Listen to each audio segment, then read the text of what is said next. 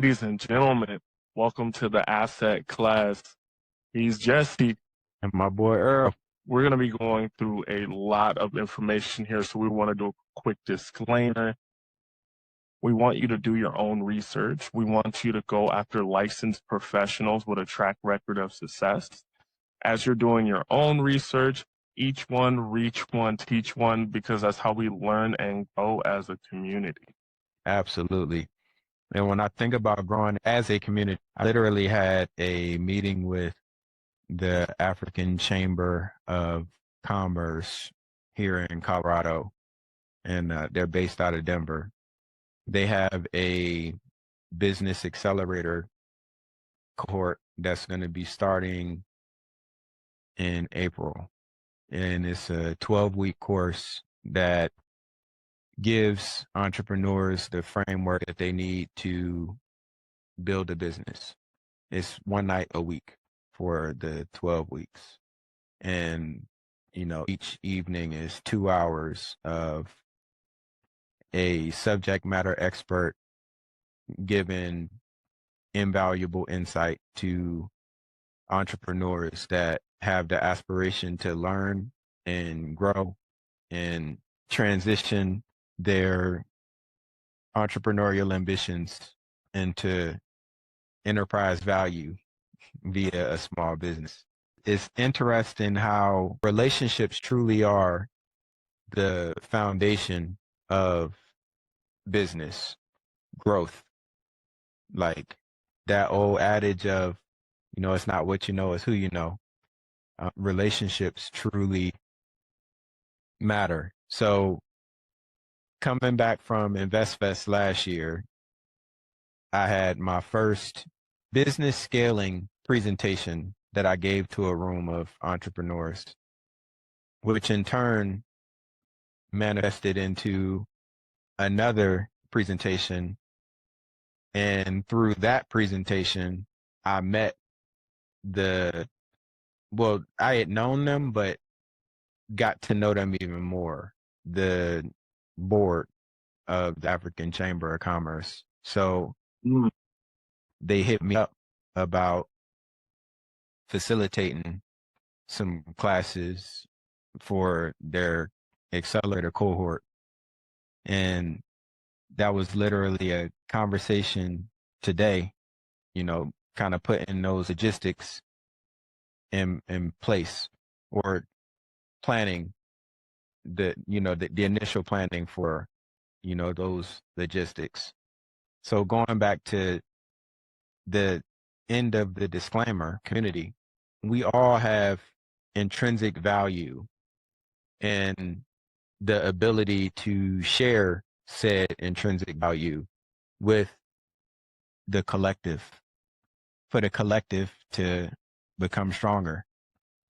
And in the times that we live in now, we talk about it quite frequently on this here program, the criticality of, you know, when you know what your value, the value that you can provide, the service that you can provide, that strengthens the ecosystem, that helps people that we collectively care about be better versions of themselves, there's an inherent responsibility to answer the call, or to create the spaces in which the call would even manifest, so that we're all able to do our parts in this community. Because that cohort that I'll be facilitating some of the course load through is a contribution to the overall ecosystem, because those entrepreneurs will leave those classes that I facilitate, with greater context as to what it takes to actually operate in the arena.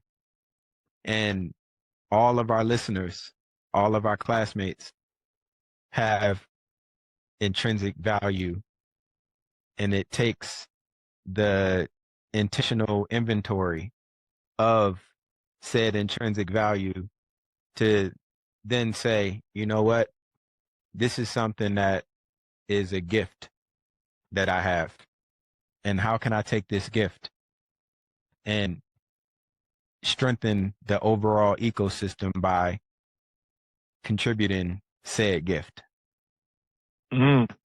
That's powerful. And instead of quoting Jay-Z, I'm going to quote my man Jada Kiss this time. You know, you live for your kids, but you die for yourself. So we're talking about legacy, as my man 19 Keys would say. You understand me? We're building communities, and we're nation building. And that all starts with understanding what your value is, how to deliver said value, and how to increase said value. So I'm really, really excited to see what you guys have coming out of the Accelerator, all the different guys and gals that are going to get their business moving at a different velocity. We need that yesterday. 100%, 100%. And that's what I was telling them. With the stats being what the stats are, 96% of Black-owned businesses not having any employees, the hustle mentality has served its purpose. And it's time to, like, go ahead and put that baby to bed. Like, you know, we got what we needed to get from the hustle mentality. Now it's time to build enterprise value. And that takes a different discipline than that of hustle. You know, hustling is surviving, right? It's time to evolve past merely surviving to truly building institutional wealth and the power that comes along with it. Now, as we talk about what it takes to actually establish that, time waits for no man. And it felt like 2025 flew by in the blink of an eye. That's what it felt like to me. We are currently in week 8 of 52 already. Week 8 of 52 already. For me personally, it feels as though we were just talking about transitioning into 2026, and we are now 8 weeks in. When we start talking about the inventory, the intentionality of where we are now relative to where we aspire to be by the end of the year, has 15% of your goals for the year been accomplished. Because 15% of the year, ladies and gentlemen, is officially a thing of the past. So if we have not achieved 15% of our total goal for the year, then how much of that do we need to be making up for in the remaining 85% of the year? That is a critical self-accountability measurement that we all must hold ourselves to as entrepreneurs that aspire to lead enterprises that generate financial security in the short term and generational wealth over the long term. That intentionality. How close are we to hitting our annual goal? And if we are far off, if we're not 15% in to that goal, then what do we need to do at this point to get on track? Because I assure you, we will be talking about 30% of the year being past us quicker than any of us will give credence to. And we will be talking about 50% of this year being over with just as fast. So as we sit here at 15, what have we done so far? What do we have left? What are we doing to make this shit shake as entrepreneurs? Earl, when you think about 15% of the year already being in the books, what's your read on the fact that we are already 8 weeks in? I feel like I'm 6 months in, just because the amount of work I'm doing and some of the sleep that I'm missing out on. And I know people can sometimes tune out when we start talking about the numbers, but I want to bring it back to reality, why it's so important. You're talking about 15% of the year, and we're talking about building real intrinsic enterprise value. If we're going to do that, if we're going to have our shares of our company publicly offered and is publicly traded, we need to offer a set amount of value as we're going forward. It just can't be figuring it out before the quarter, half the year, 3/4 of the year earning reports come out. It's something that we have to track at a meticulous rate because we only get to keep what we track. So by tying in these numbers and tying in our goals, it gives us so much more control. And it also gives us so much more freedom. If we're not tracking the numbers, but we're just working really, really hard and we're using all our ingenuity and we're being the hustler, it puts us in a state of scarcity where it's so hard to steer the ship, where it's so hard to course correct because you might not even know which way to go. Do you follow the North Star? Do you follow Ursa Major? What are we following? So I think it's a very freeing and powerful place. I know for my own goals, man, we go past 15%. It's getting crazy over here. And I'm just in a position where I want us, the team, everyone that's working in tax erasers, working in the wealth company, working in all these different fronts that I'm touching, that we keep this going and maybe even speed it up a little bit because there'll be some lulls, there'll be some drawbacks and whatnot. So let's go ahead and get that extra credit right now while we can. 1000%. And as those business endeavors manifest, we get to see the enterprise value of those assets increase as a result. Now, speaking to that point, as the asset that is our businesses continues to increase in value, it creates a different level of leverage when it comes to being able to acquire other assets. Now, last week, we got into or began the conversation about real estate and how its history informs the present, but with it being such a very broad and very deep topic, as we're talking about increasing the value of our assets, because that's exactly what growing a business is. And as that growth happens on the business side and, we are able to, again, leverage that value towards acquiring additional assets, namely on the side of real estate, where we left off last week lend to bridging the gap between actually building up the leverage, be able to invest in real estate assets? My man, I see what you did there. How does that lend to? So lending and capital to be able to acquire real estate and land are pivotal when we're talking about nation building and community building. If we take away real estate, the wealth gap between white and black goes away. And it doesn't really matter, even if it's a leveraged situation where we're talking about a highly educated black or brown person in the United States of America versus a lesser educated, lesser earning person. If they have real estate, they're acquiring more wealth, and it creates a cycle of wealth. Because when we think about it, really good schools increase the value of properties. And then how are those schools paid and funded?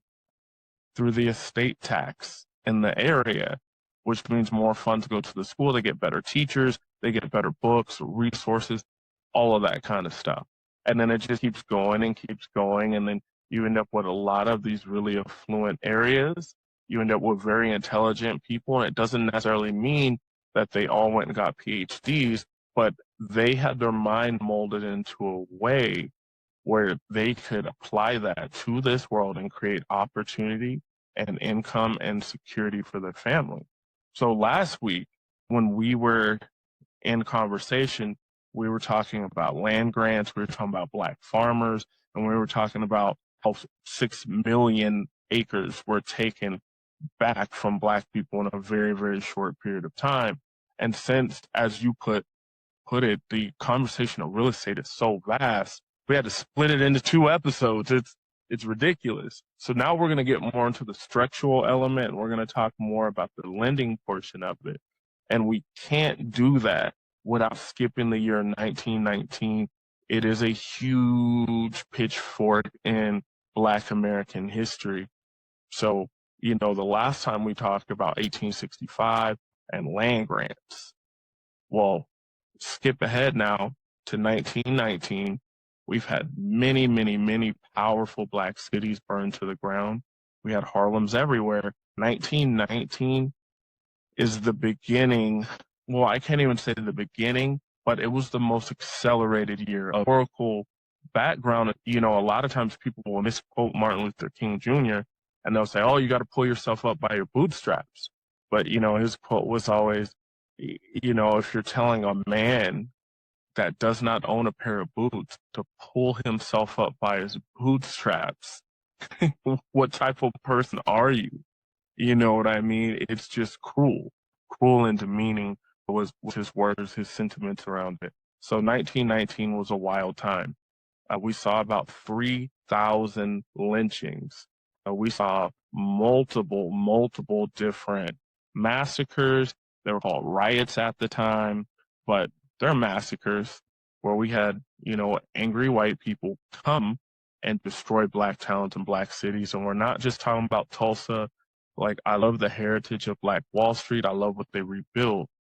But I'm telling you, there were dozens and dozens and dozens of cities around the United States that were very prosperous, doing their own thing, completely independent on their own, that were burned to the ground. So 1919, there were so many Black people that were killed. And I want to remind you, those 3,000 lynchings are not included in the body counts of these towns getting burned down, where it's 100 people plus getting burned down. And it was an interesting situation because we had Black soldiers coming back, decorated from war, and they were not fitting back into their place in society. They saw how the world worked in Europe and how they were treated in Germany. Does that mean there's no racism in Germany? No. It doesn't mean that they don't have the same classism and the caste system that we have here that ends up becoming Jim Crow. Yes. So, you know, you have these guys fighting back. You have people just looking for a reason. And it's a really, really dark time in America. It's rough. And this is where we're seeing more and more mass migration of Black people in the South going to the North and trying to find a place to build a life. So with that, you know, I mentioned the 3,000 lynchings, over 60 bombings. We're talking about churches being bombed. We're talking about family residences being bombed. We're talking about orphanages being bombed. It's a terrible time, you know.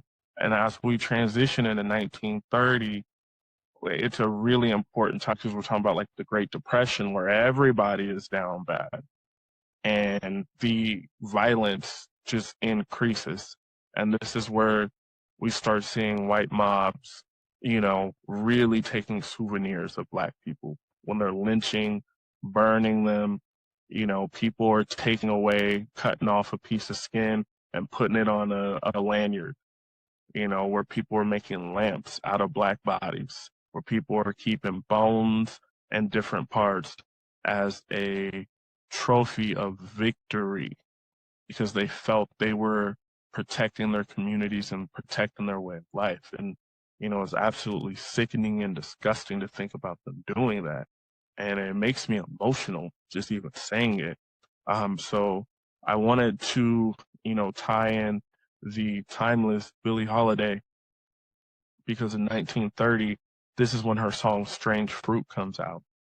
And Strange Fruit, I'm just going to read you guys some of the lyrics because you do not want me to sing. That's going to cause a different pain for everybody else.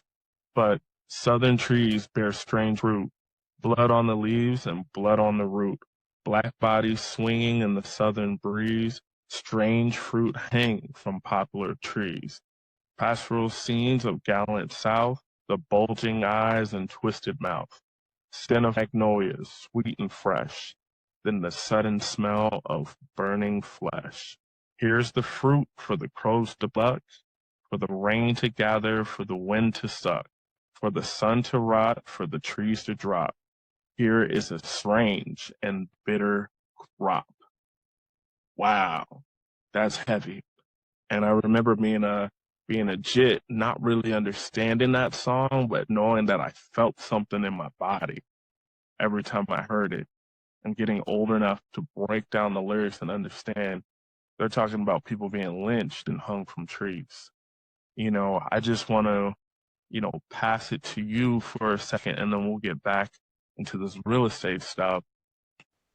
I know you always speak to the resilience of Black Americans and whatnot. Where do you, when we have to revisit this stuff, do you first go to rage? Do you go to sorrow? Do you go to a place where you're like, I need to build bigger, faster right now because I have the opportunity?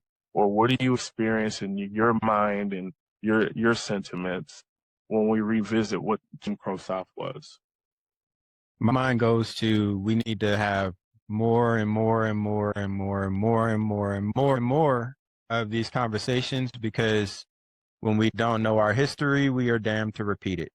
And in times in which there is a movement to erase Black history and its completeness as it relates to the United States, these conversations are absolutely necessary.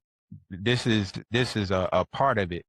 Again, we need to be having far more of these conversations, not to willow around and, but to understand that rich history, to understand it contextualizes some of the challenges that are faced to this day. And it brings a different fuel and energy to the task at hand, to understand that some of the same challenges that generations of us have fought to overcome persist to this day. And it is cloaked in, these different comforting, distractive, things that are going on in society. But a lot of this stuff is remixed versions of the same shit. So it doesn't infuriate me. It doesn't enrage me. It gives me a sense of clarity and purpose, and the sense that, again, we got to have more of these conversations. And deeper than that, we got to find ways to make this history sexy. Like, we got to not to make it, not to take away the harsh realities of it, but I mean, making it sexy in a way find to consume the history, to retain the history, to learn from the history, so said history is never repeated. Because absent it, we are setting ourselves up for the same atrocities that we do. 1,000,000%. And that's why here at the asset class, we are diagnosing these different things, and then we are immediately tying into how to use these exact assets to build wealth. For the Black person today, or any person today, using the NACA program, that is a huge move to be able to get real estate here in the United States, to be able to get it with no money down, to get very, very favorable interest rates where your credit does not work against you. If you're like many, many Americans and their credit is working against them, I have a friend right now who just south of our town, he has over 25 acres. he was able to get for $250,000 using the NACA program. With that land, tilled it up, started growing beets, and he cracks me up because he's like, yeah, there's people around me. They're trying to grow weed because marijuana more or less legalized here, y'all, if you didn't know.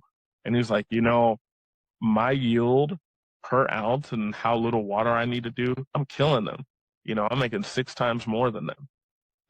And it's a beautiful thing to see, when we get land, when we're able to fertilize that land, when we're able to sell our crops at a fair price, what it's doing. And it's like an extra $250,000 a year thing on top of his job. And he has a great job. Who'd have thunk when you give folks access to the free market that they would be able to leverage it in the name of capitalism?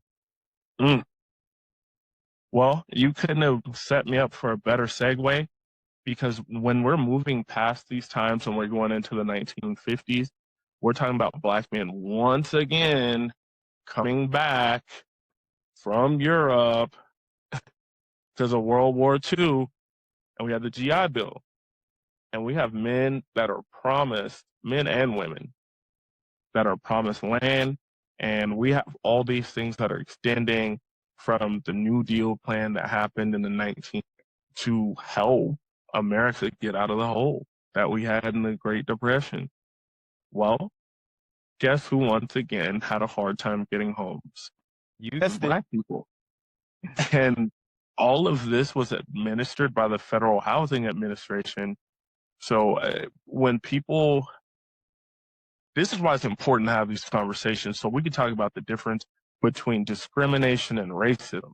I know if someone just goes to the dictionary and looks at racism, you're like, oh, someone was mean to me about my race, that's racism.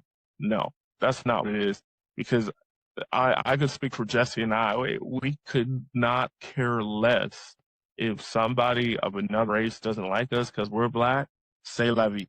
C'est la vie ain't quite reminiscent enough. For me, it's more like, fuck yeah. But as you are. That's beautiful. He's my Obama angry interpreter right there. My anger interpreter. For me, I don't even get mad. I'm just like, oh, you're one of those. Cool. So that's not the issue with racism. Racism is systematic. As you've been learning following our series, the way that life insurance came, reparations came, land grants came, a bunch of wealth was given to these people, to these colonials that came from another nation. And those same assets, resources, and opportunities were not given to black people. And for the most part, they weren't given to brown people or the Irish or the Italians for a very long time either, because they were treated in a similar manner. They didn't go through chattel slavery. Now, we did have servitude and whatnot with Irish people. If you ever want to learn more about that, there's a book called White Gold, and it goes so in depth on what it looked like for the Irish when they were going through their time. But here's the thing. Racism is built on systems. So that means whether I'm in the Dakotas or Delaware or Dallas, I'm going to find the same type of obstruction to my liberty in pursuit of happiness. That it is hard to get insurance, it's hard to get loans, it's hard to get work where I'm going to be paid at the same rate as my non-black constituents. It's making sure that you create a caste system to keep a certain amount of people down. All this race stuff is all created because we're all humans, but it is a way to propagate super wealth when we're talking about unchecked capitalism. So I need you guys to understand that. So we're going into the Federal Housing Administration, the FHA. And this is where we normally in the black community, everybody knows redlining, but they don't know the other lines. They don't know the full history. So there was blue was first, then green, then yellow, then red. So your blue areas were your most affluent, and this is your bigger business owners. It's seen as the safest areas to lend to, and it's going to be a forced appreciation because of the way the neighborhoods work and the way people live there. Next, you go to green. Those are people that are white collar, but they're not coming from these prestigious families. They're not the second nobility in America, but they're still making a really, really great living. Doctors, lawyers, judges could float in between either. Then we get to your yellow, where this is your working class, maybe tiptoeing to upper middle, but the area is going down for one reason or another. And then your red area, this is Italians, this is Irish, this was Polish and German people for some point in time, but it's especially Black people. And it's seen as the most volatile areas. Do not lend, do not refi. And as we see later in life, they do lend for money, but they just lend at worse rates. When people get life insurance and car insurance in these areas, it's a higher rate. And we still have some of this stuff going on today because it's rationalized through different data and saying it's on race, it's saying it's on zip code. Oh, but this zip code just happens to be all Black, happens to be all Puerto Rican, happens to be a high content of Mexican people. So we still have some of those things going on today. Even though when I was on the pandemic relief team, 2021, I did not have one Black person that I went to process to help them with PPP get approved. Neither did I. I'm talking about 850 credit score. I'm talking about the business credit score was on point. They had a nice amount of savings on personal and the business side. They had employees that were paying well. Business was healthy, not approved. So then we end up learning that most of the big four banks and the big four credit unions stacked the deck. So they took all the application and they looked at the amount that people were applying for. And the bigger the amount, the more they moved you up the stack because they're getting a commission from the federal government. So the amount of money has already been figured out what needs to be paid back into restitution. But once again, this is how we ended up with those that are being controlled by white people because they say it's unfair to pay it to Black people. So it's very simple talking about justice. All those applicants that were qualified to be able to get the money, you didn't give them the money, pay them. Pay them tax-free. Very, very simple. Everyone that tried to refi when nothing, and you could refi your house at 2.1%, and the big four rejected 50% of all qualified applicants that are Black, 30% of Mexican people that were qualified. Just pay these people directly. Give them the interest rate or pay them enough money where when we do the math in reverse, it's the same effect as them getting the interest rate plus some punitive charges. It's so simple to identify people that were hurt if that is your actual goal. And if your goal is justice and not control. So when we're talking about the FHA, they controlled all of this all the way down to policing. Because if you can group everybody in one area, then you can have different policing practices in different areas. So if the police go into a blue area, it's a phone call. It might be a letter. Hey, we just want to let you know we've heard some things and we appreciate you and we hope everything's great. They go to a green zone. You might have someone come by, give you a stern talking to. Yellow zone, look, it could be anything, however they're feeling that day. And in a red zone, you're already guilty and we're going to take you to prison and we're going to make you prove your innocence. So this is when we're talking about like stop and frisk that we had in New York, where they're stopping everyone because you could be a criminal. And that's the opposite of policing. That's another societal construction that we have for power. Police crimes. They don't stop crime. Proper line. Notice how that's not called the police line? Because when you're calling the police, they're coming after the fact and they're supposed to be peacekeepers. One of the best things that we can have in our communities are healthy resources, and that helps keep crime down. When people can go to the doctor, when people can eat, when people can get to good schools, when people can take time off of work to deal with ailment, stress, life, death, and everything else that we have in this human experience, we tend to see less crime. When local economies are strong, we see less crime. So I always have to throw that out here over and over and over again. And that's not to disrespect police officers. It's just put in perspective. It's not their job to fix communities and to stop crime and to do 100 million things. Their job is to police communities. You know, that's what they're there for. So when the FHA was put in force and they have the police behind them, we start to see a radical systemization to be able to pass wealth away from Black people. We see people getting pushed into these cities to work in warehouses, and then subdivisions are being created. The suburban, where it's just away from the urban areas. And people are able to have these properties that have forced appreciation. They're able to get it for next to nothing. And I know every once in a while I'll have someone who is a real estate agent or a mortgage loan broker like, why didn't they just buy in the better areas? It was illegal. People went to prison. It was considered an act of sedition for a white person or white passing person to buy a property and sell it to a Black person in an area that they weren't supposed to be in.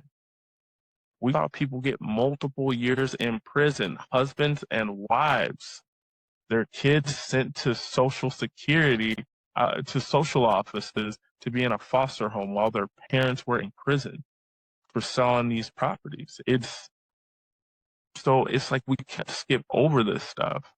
And if we think about the whole real estate game, the first real estate brokers that we ever saw was probably like in 1790, more formalized in the 1870s. So it's like, when do you think the first Black realtor existed? In 1960, he's still selling real estate. I was on a Zoom with him. His name is Ben Layton. He's an amazing dude.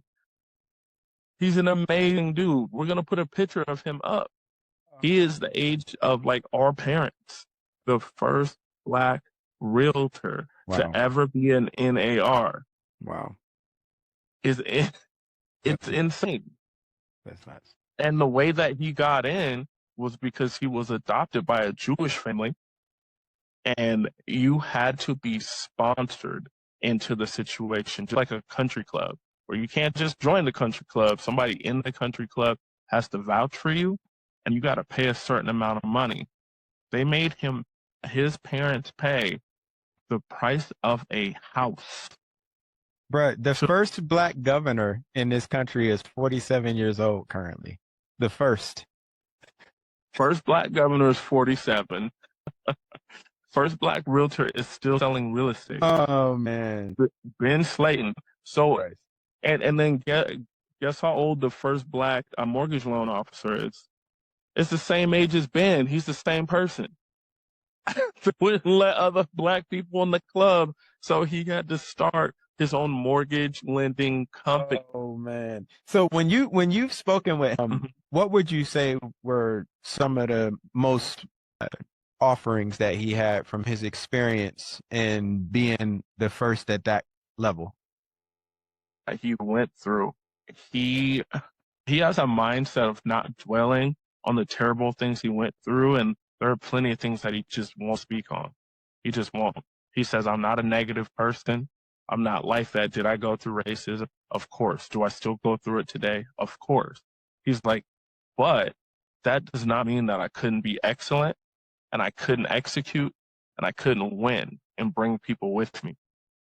And that's the exact attitude that we have in this podcast that are going on in the world. A lot of them are very unfair, but it doesn't mean we can't win. That's what where I think about ingenuity. So FHA says, okay, you can't buy in these areas. Oh, you can't get a loan to get a house. Oh, you got to live in this apartment building. Guess what? All the apartment buildings are owned by one person. So they let it go into a slum, because once it gets to a certain point, the government will come back and give that person even more money, even though it gave them the money for the property the first time. Let them collect the rent. They give them a whole bunch of money and make it nice and gentrify it and then push the black people out. It's crazy. It's literally how Fred Trump made his money. It's crazy. And didn't pay back loans, didn't pay taxes. And, we had this situation for probably 5 to 10 years, 1950, 1960, in places like Philadelphia, where there's just land. And for whatever reason, black people would buy these little plots of land. The churches would get together and buy it, and they started building homes. And then, FHA would come around and say, oh, they're built the code, and destroy it. And they made a law that said if there is any lack of construction for 48 hours or more, the structure has to be demolished, which is insane. Could you imagine that now? I know people are probably watching like, shoot, I wish that was still a law. It takes forever to get stuff done. But it was made to hold back black people until they just got organized. And they set up shifts where it was always getting worked on, where everyone in the neighborhood was learning carpentry. They were learning masonry. They were learning the basics of being an architectural engineer. And it's why so many people, like our fathers, are so good at doing stuff, fixing stuff, because it was literally put in them. And some of these homes still stand in places like Philly. A lot of them have been knocked down because of urban renewal, because then the family is forced to have to take out a loan from the bank and get a house that they can't pay off. If you know anything about what Wells Fargo was doing in a bunch of these communities, they were giving black people subprime mortgages, even when they had great credit worthiness. Which are Huh? subprime mortgages are. Oh, subprime mortgages in this particular case are saying normally if your credit is below good, you're going to have a higher interest rate. What Wells Fargo decided to do is give variable interest rates on a home, which is crazy. Variable interest rates are okay for things like a home equity loan because you already have a house, you already have money. This is extra money.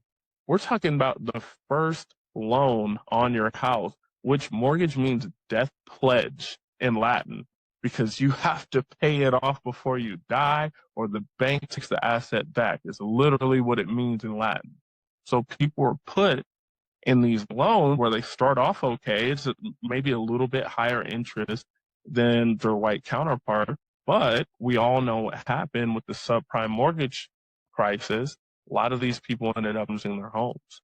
These are the people that were hurt so much. It's not just what you saw in Big Short, where they had, the girl that was working in the strip club and she had 4 properties because she got ninja loans, no income, no job applications. That's what ninja stands for. We're talking about people that were hardworking. We're talking about people that put money down, that didn't have a first-time home buyer credit, and they got put in this situation. And Wells Fargo really never paid the money out where it was supposed to go. It was another situation like the opportunity zones. So, it's just like these things keep happening on purpose because it's a control thing. I think that we still have one more episode left in Black History Month that's going to focus on those historical references and how they impact and influence what today looks like and what today's opportunities look like. We still have another episode for that. To that point, when I think about all that you've shared and compare that to what today looks like. So over the last 3 episodes, we've been talking about the Black History Month proclamation, the Black Business Month proclamation, specifically here in Colorado Springs. And what gives me comfort in speaking about something that is specific to Colorado Springs on a platform that has the ability to reach millions of people is that the lesson learned from this experience applies everywhere, which is when we talk about the most important political office in the land, that is the office of citizen. Firstly, it takes understanding what's going on in one's own community to have any kind of influence over what that can look like. Like you got to know what's going on to try to have influence. The same way that it has been championed to be the hustler of all hustlers, the same applies for the title of like boss and CEO and this, that, and the third. All of those things sound good and, you know, cool rap lyrics.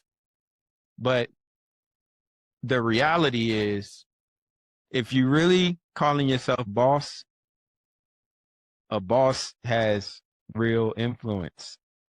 A boss can make things happen without saying it because they've put in the legwork for people to just understand. When we talk about all of the things that are going on here with the, you know, the whole Black History Month, Black Business Month proclamation, there are microcosms of this going on all across the country, all across the world. And too many of us have been rocked to sleep. You know, we cool, we comfortable, we not paying attention. Well, we're not even cool and comfortable. We are figuring it out as best as we can, but not engaging in these local issues that are so detrimental. Because if there isn't grassroots support for Black history at the local level, and it damn sure ain't gonna happen at the national level. It takes mobilization, it takes intentionality, it takes discipline to truly right the wrongs of a lot of the things that we talk about on this program. So, like I had been sharing over the past 3 episodes, I was supposed to have a slot on behalf of the Black Chamber of Commerce to speak about the proclamation being delivered, the Black History Month proclamation being delivered. And the city council president canceled, like she said, you know, we're not going to have any public comments. Now, notification came on the heels of, you know, all of the other things that were shared in those other 3 episodes, as far as all of the drama that has surrounded. Bruh, as I process all that, again, it just continues to circle back to the key theme of our responsibility to be engaged and aware and active in the things that we care about. So, like, we got to get away from, as a community, got to get away from the false, inflated sense of whatever that we want to call it when we say that we're the CEO of whatever, or we're the boss of whatever, or, bruh, if your influence can't change the lives of the people that you care about, you ain't did enough yet. And a big part of doing enough is knowing what's going on in the areas that you care about. I'm not from Colorado Springs, but I live here now. I don't have no, like, I'm here, but I have family here now. Mm-hmm. This is the community where I'm at right now. And when I move to my next community, I'll have the same ambition and drive for that community.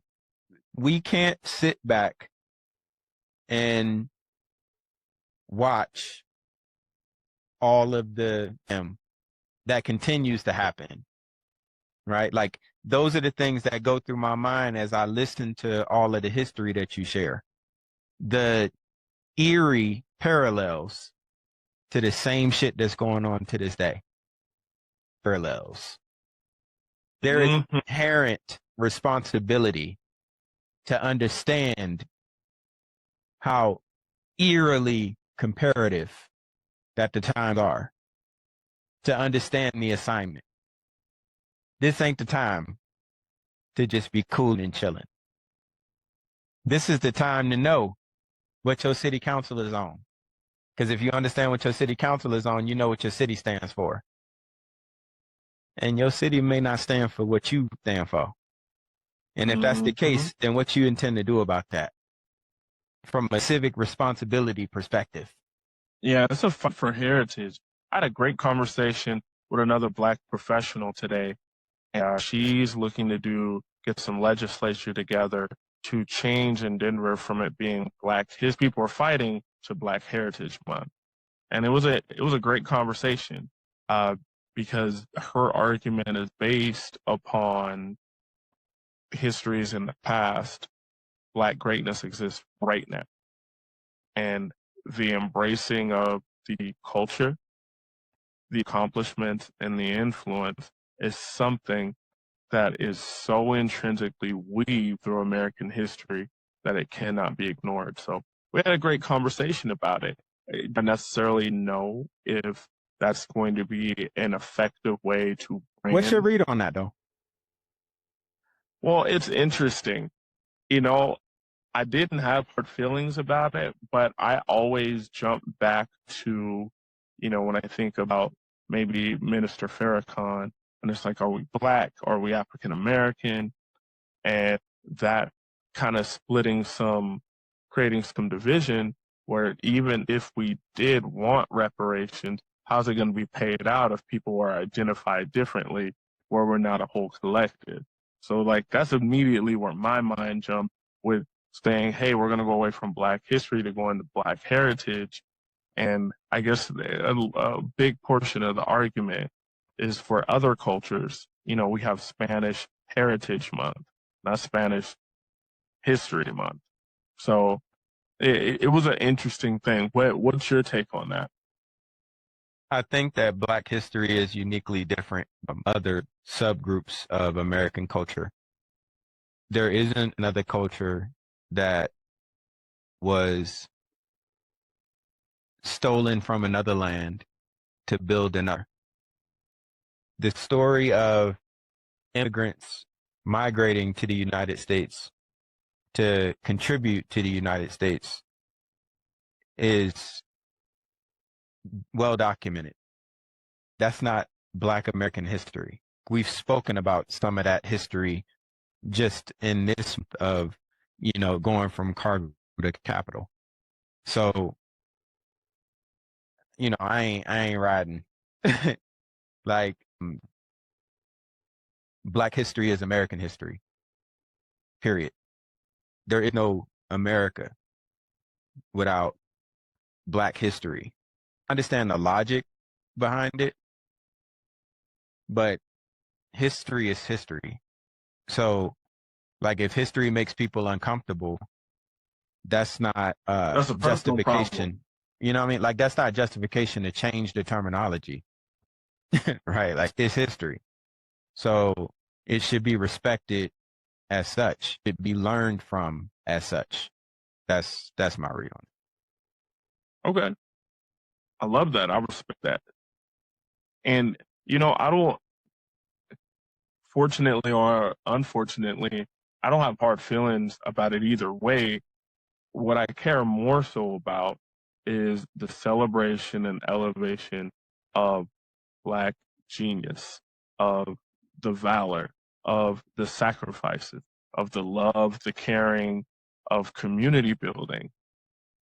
That's what I care about. So whatever, if we come together as a collective and decide to call it something else, but everyone's going to link arms and we're going to ride, I'm cool with it. So a big part of us starting this platform to begin with is the ability to control one's own narrative. So it frustrates me to no end to continue to have the Black experience and its narrative bastardized and turned into whatever that the person that's articulating the point turns it into. To your point, I don't have a hard stance or position on none of this stuff. Like, I'm not going to wake up in the middle of the night furious, sweating in my sleep because of the idea of it being referred to as Black heritage. I don't care enough for that, honestly.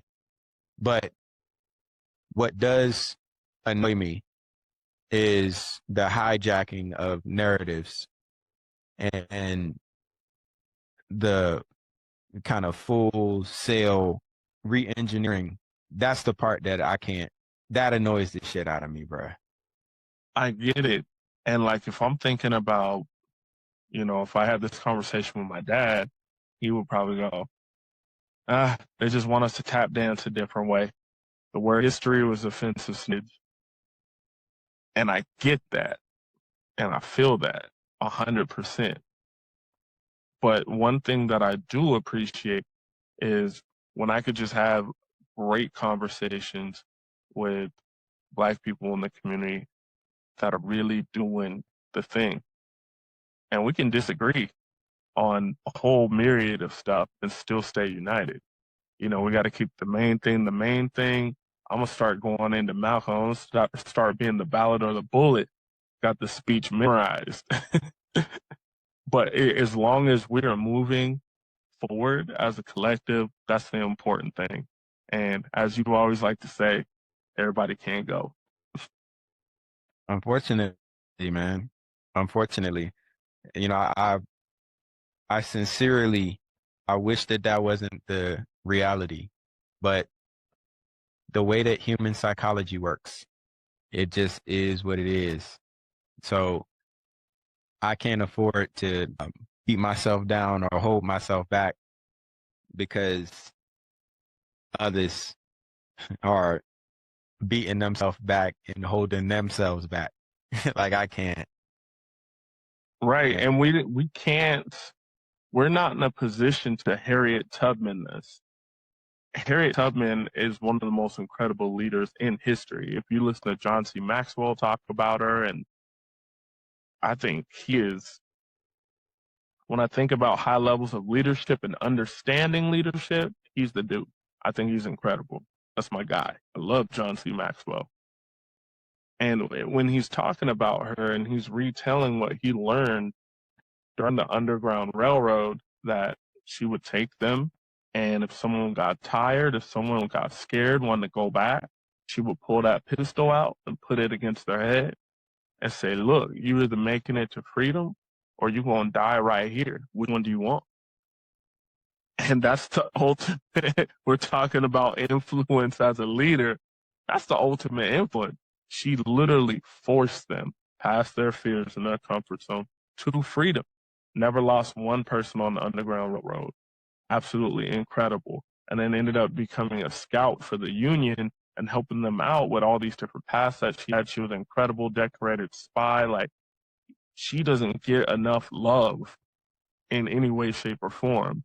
But I say all that to say, you and I have a lot of influence, and our voices move people, carries weight.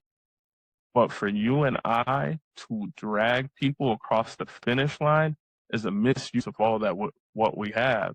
Whereas we can just keep building this, and we can attract the right ones and build leaders and attract leaders and have those leaders amplify. Like, let's multiply, not do addition. Everybody can go. Everybody can't go. 100%. 100%. All right. So the last thing that I don't want to, but what am I supposed to do with what gets presented to the world? Mm-hmm. So we spoke about the current president of the United States, the quote unquote leader of the free world, releasing a a truth, saying, with the former president Barack Obama and Michelle as apes. And when asked if there was an error in that release, he said, "Nope, I didn't make a mistake. I didn't see the racist segment showing the Obamas as apes," and blamed it on a staff aide for releasing it. Now, we operate as business owners, and we interface with entrepreneurs that have pioneered industries, that have pioneered things that we take for granted. Like, we do that. Mm-hmm. And engaging with these folks, the folks that you and I engaged with, what other senior level position are you aware of in which, if something of that magnitude were to happen and it came from a staff member, that the leader, or hold the staff member accountable for anything, but just say, "Oh, it wasn't me, that was a staff member," and everything just moves along and there's no further recourse? There's none. There's none. You just can't shaggy it wasn't me with this sort of situation. This is so serious. And it's been a reoccurring theme over, well, the last 3 episodes we've been talking about for 200 years, but more specifically, if we look at like the last 11 years, things that have come out, when those recordings of Reagan came out, and he's calling black people apes. And they're saying, oh, it's allegedly him. It's like, this came from the White House. Like, you guys verified this. This didn't come from some random source. This is verified. So it's just propagating that racism and it playing in our faces and keeping this supremacist energy going because it's dying. And I know it doesn't seem like it's dying because it's so loud right now. That's exactly how I know that it's dying. These are the last screams of a dying mindset. Man, We up now. I love the sentiment. What would make me like just be falling over at the concept of it is if I fully saw that being the case. I don't know if it's fully dying, bruh. I don't, because I've seen demonstrations of racism that in my 40 years of life on this earth, these things were like, let's not be so avert with our intentions because there's blowback. I've seen in the recent times, like, that concern of what the blowback could look like completely. It's people doing stuff now that, like, and confidently and transparently, that was concealed in the past. So from your perspective, how does that translate into it dying? Okay, great question. So I really started looking at all of this stuff, the extreme conservatism, differently, maybe 8 years ago, listening to a lengthy talk by Obama. He's talking about the representation of these, like the former leader of the KKK and these different groups, how loud they are with the message, but how small their forces are. And just because things are more transparent, because it's easier to be seen, and because the zeitgeist right now is shifted towards these people being comfortable doing these things, it doesn't mean that it's more of them. And it doesn't mean that the collective is growing. It's just that the sound is louder. So it's just the way that they're representing it. And we saw very quickly when Elon, due to see the countries and which posts were being made on X, formerly known as Twitter, we saw that almost 95% of these pages that were saying all this stuff were either bots or they're being controlled in places like Russia and places like Ghana and places where they have set up these different little data centers to represent the people that don't exist that have that mindset. So that's why I landed on that, my brother. Touche. No, I dig that. I do dig that. And I can see that. I can definitely see that. The current president created a megaphone for the smallest segments of our society. And the history of the United States, that can go both ways. I do hope that we as a people, we as the people, have a higher standard for what we will tolerate as a society than what our history as a country has produced up until this point. I do. You know, the fact that the Third Reich studied the United States history of slavery and Jim Crow to craft its Nazi ideology, and for that to manifest into people walking down the street in Germany as the ashed remains of Jewish people rain down on them like a storm. You know, it speaks to the ability of people to check out, become complacent to some of the most foundational threats. And as I watched us as a society, as an American society, tune out to some of the most atrocious things that, like, I couldn't even have imagined happening. You know, like, we just on to the next story quickly, regardless of how atrocious that it is. Like, we're shocked and in dismay for a day or two, and then we just move on. So it's like, with a society like that, when there's a microcosm of the society with those types of megaphones, we can go either way as a people, and that concerns me. And to that point, that's why we have this. That's why we have Freedom Media Group, so that we can represent things with empathy and reconnect people to the human experience. You know, this has been the Asset Class. That's my boy Jesse. And my man Earl. Thank you for listening.